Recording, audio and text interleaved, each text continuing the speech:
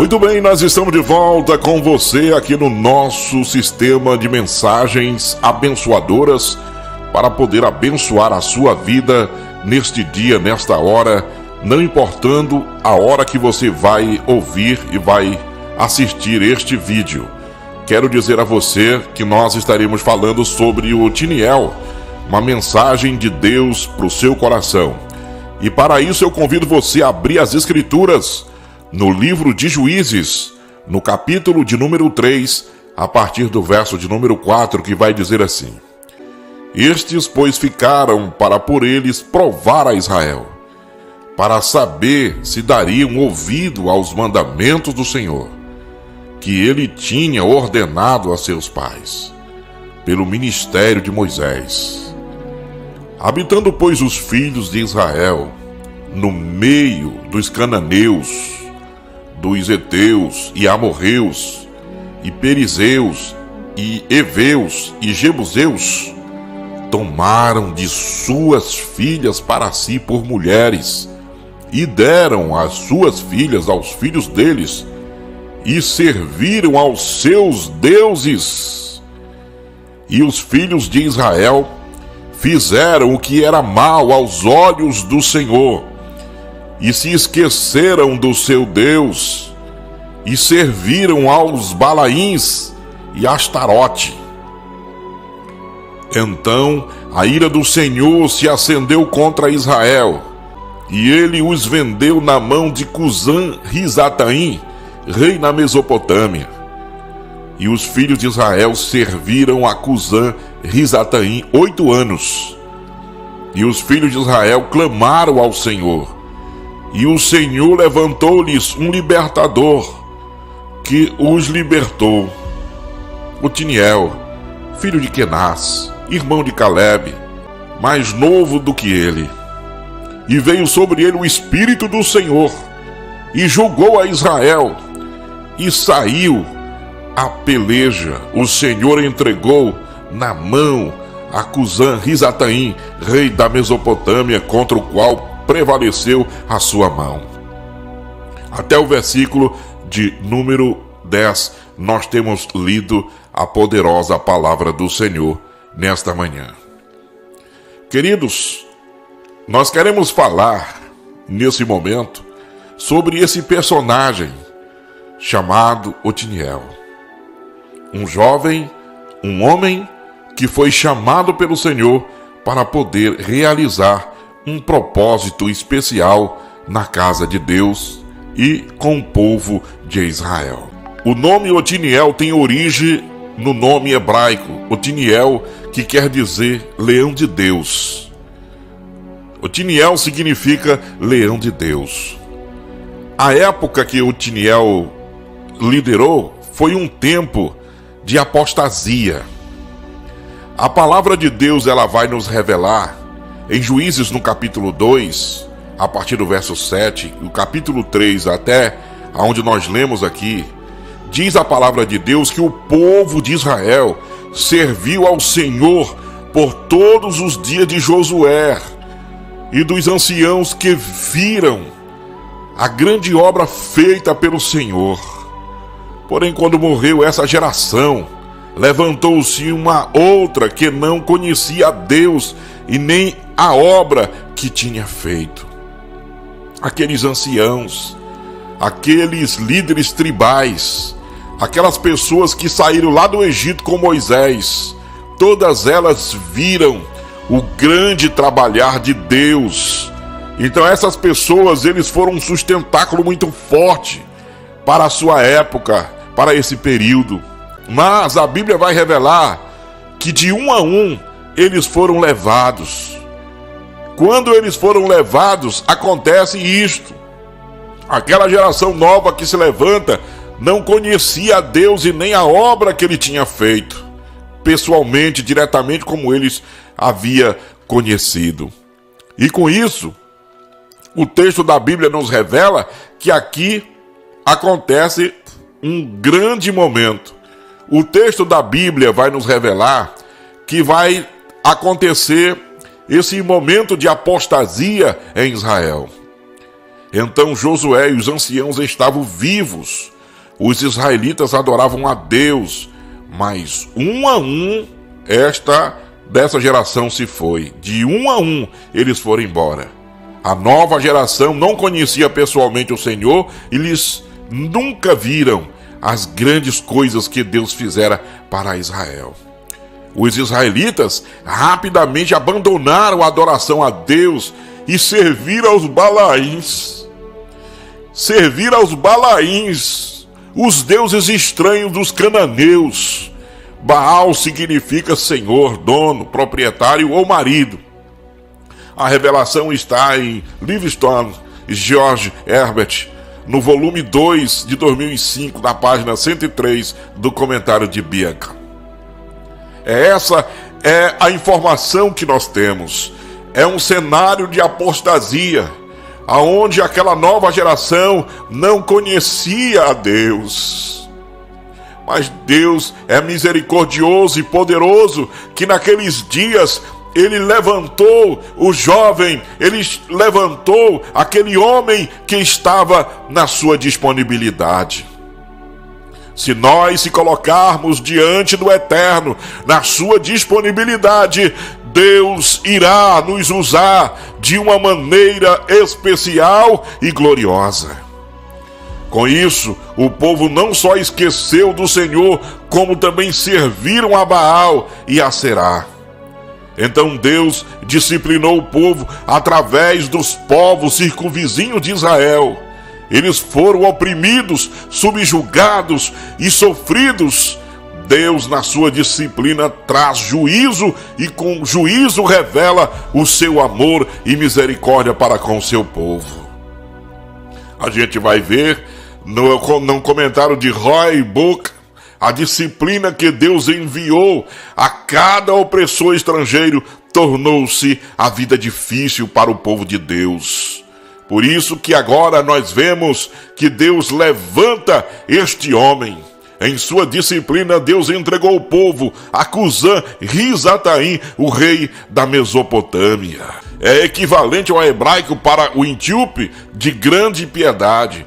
Pelas mãos desse rei, Israel viveu tempos de desânimo e de derrota. Foram ali aproximadamente 8 anos vivendo numa monarquia severa, pagã, que não conhecia Deus e que não respeitava as coisas de Deus.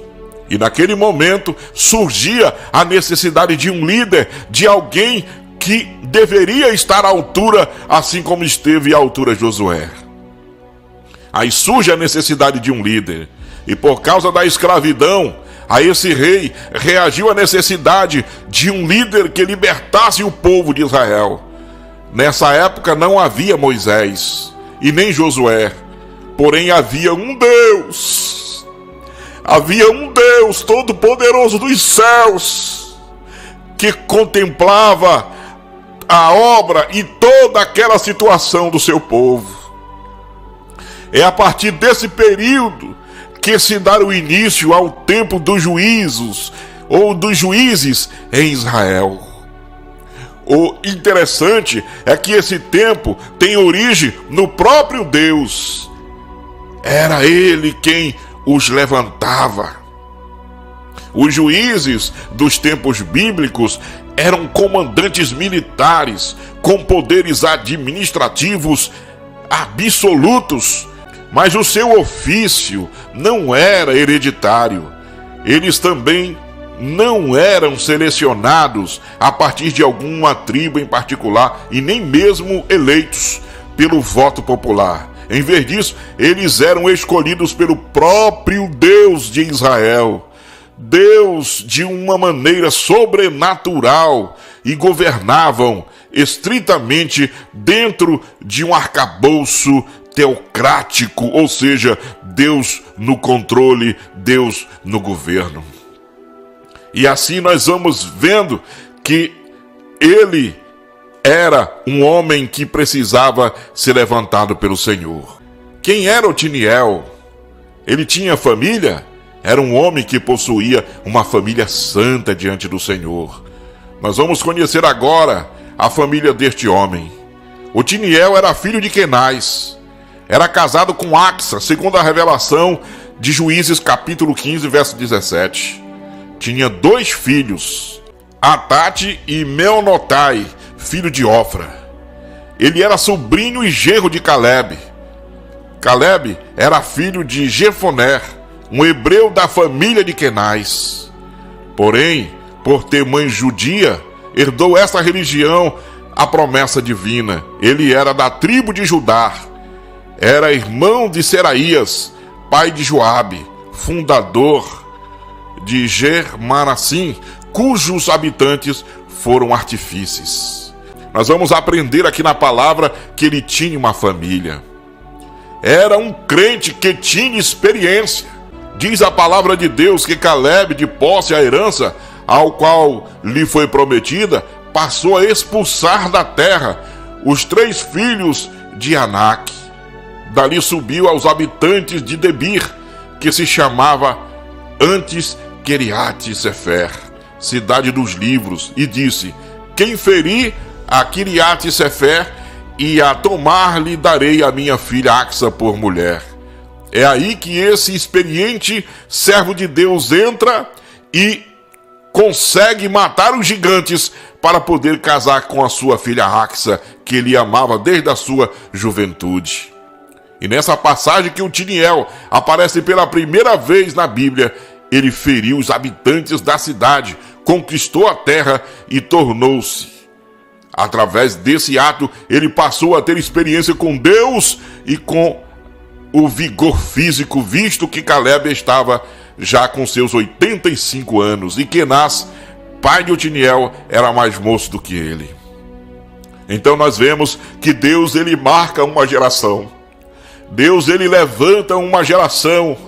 Deus, ele usou Otiniel.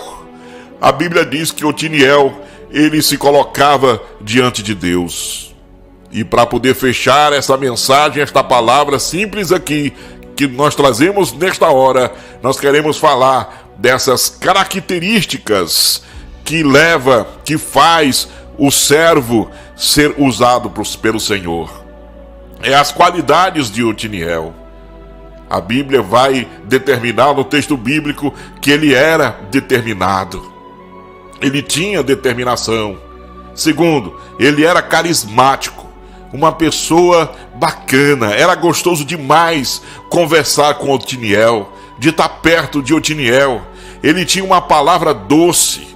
Como carismático, ele tinha uma palavra que levantava a sua moral, levantava a sua vida espiritual. Ele era um guerreiro. Eu acabei de falar que ele lutou com os Anaquins. Ele matou os gigantes para casar com a filha de Caleb. Ele era um homem de oração. Porém, ele não esquecia o Deus de Israel. Ele era um homem de oração. Ele amava a presença do Senhor. Como também era um homem de fé. Ele acreditava que Deus iria resolver as causas. Mas também Otiniel se tornou um homem sábio, inteligente, porque ele colocou a palavra, ele permaneceu na palavra, ele amava a palavra. E para poder concluir, Otiniel, ele era um jovem, um homem cheio do Espírito Santo. É isso aqui que faz toda a diferença. Um homem cheio do Espírito Santo. Deus quer fazer isso.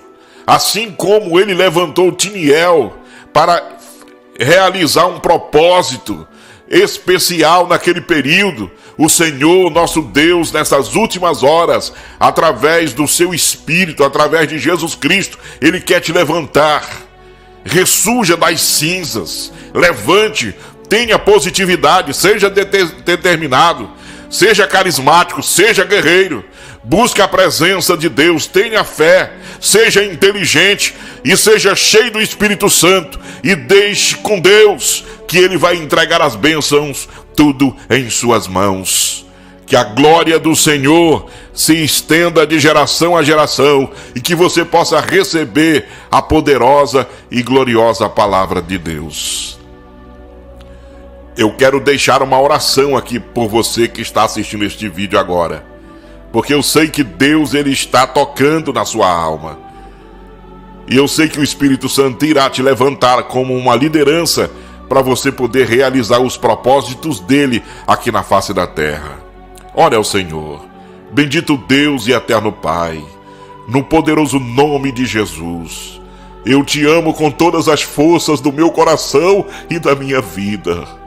Eu quero te apresentar a minha geração, os jovens, as vidas, as pessoas, os obreiros, as pessoas que foram chamadas, que elas possam ser, Senhor, um instrumento vivo, assim como Otiniel foi um instrumento vivo nas tuas mãos, porque se colocou na sua disponibilidade.